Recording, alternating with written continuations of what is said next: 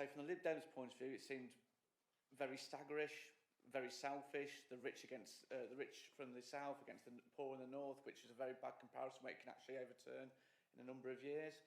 And also, when you bring a lump of coal out as well as part of your argument, I think you've lost the debate right there. Thank you. Thank you there.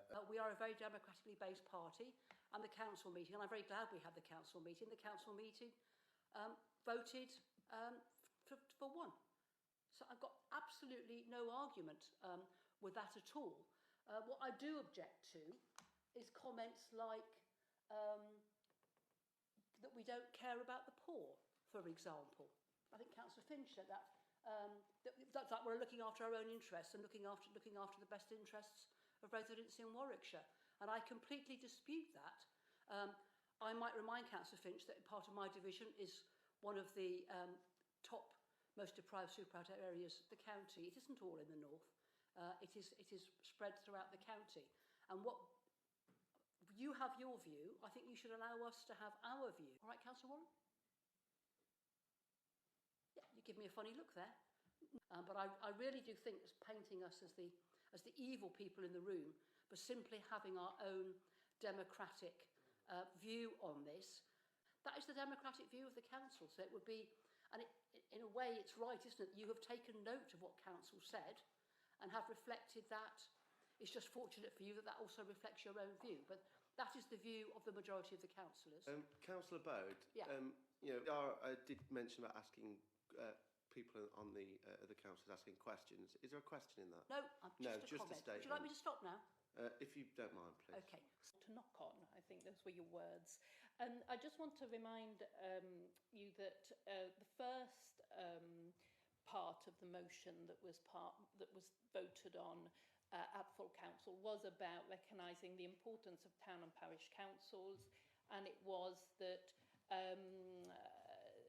that you were going to identify the devolution of roles and powers to such councils where there is an appetite to do so. So that's still the case. Is that right? Because I'd just like to apologise. I wasn't clear enough. I was talking about my portfolio of safety in the community, where at the minute residents don't know which council to go to. I can refer to different cases around the county where they've different tiers where they go to. So they will have one door for safety in the community to knock on. That's what my reference was regarding. Can I just follow up on that? Sorry. The thing is, we debated many of these topics at full council, all of these topics at full council, and we've spoke to them at depth. We've had that debate. This is Cabinet's decision to be made, and I thank everyone's input. But if we can move on to make the decision after these questions, that would be great.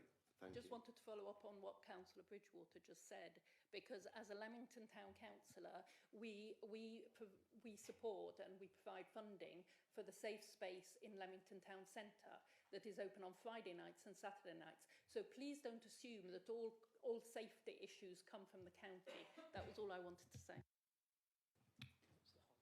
Thank you for that.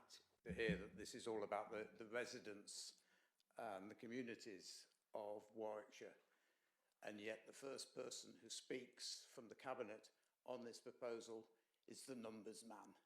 It's as though it's all about the money. The last person who spoke was the community's portfolio holder. It would have been so much better, I submit, if it had been the other way round, if it really was all about the communities. In the past 10 years or so, there have been two big public authority mergers in Warwickshire. One actually took place and one didn't take place. The one that did take place ended in a messy divorce. So I wonder if you can tell us whether you've spoken to the leaders of those bodies, what they told you about the lessons that they learned. Thank you for that. Which ones are you about? You haven't named them.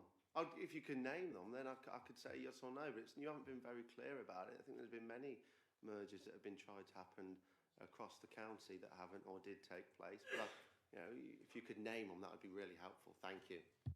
The one that did take place was a police authority, which merged with another police authority and then divorced.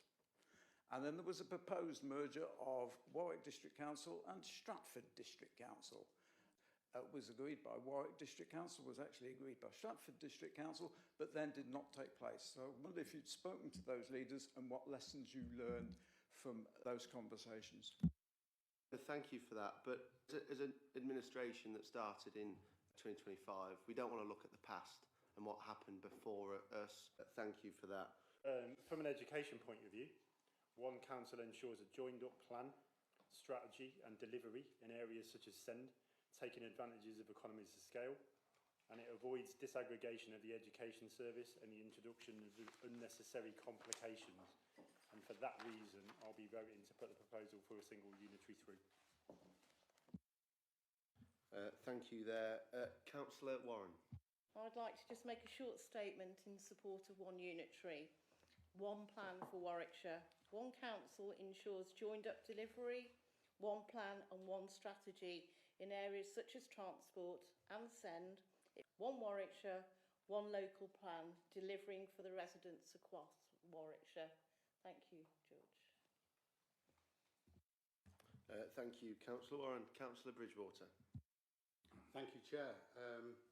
We're at a turning point on how we serve the people of Warwickshire. A single unitary model or council is just about simplifying the structure. It's about delivering a better service. Right now, responsibilities are split across tiers when it comes to services. With a single unitary model, that's going to be under one council.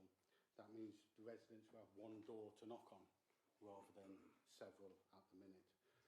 Financially, the single unitary model delivers £19 million or nearly £19 million in annual savings, 3 times more than the alternative. And when it comes to the emergency services, the consistency is key when it comes to fire and rescue.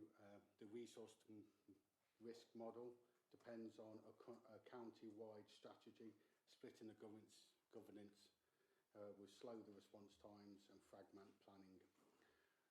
This is why I'll be voting for the single unitary. That concludes questions here. So I'm going to ask... Sorry?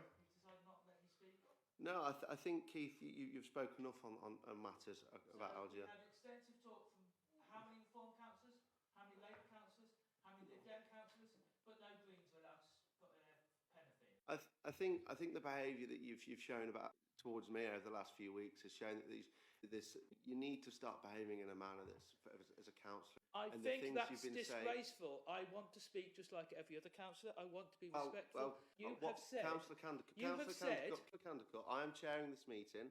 You are here by my invitation. I'm not raising my voice, you are. So if you could please let us continue this and let Cabinet now agree the recommendations. Yeah, I only raise my voice when I'm banned from speaking. As people know at Borough Council, I'm a respectable councillor. Expect to be treated like everyone else. Councillor Candicott, that's enough, thank you. I expect to be treated like everyone else. I expect to be treated just the same as everyone else. I will now be asking Cabinet to agree these recommendations. Are they agreed? You disenfranchised me. Thank you. Don't give the other view. The Cabinet members have now approved these recommendations, and I note that on the webcast that these have been agreed. Thank you.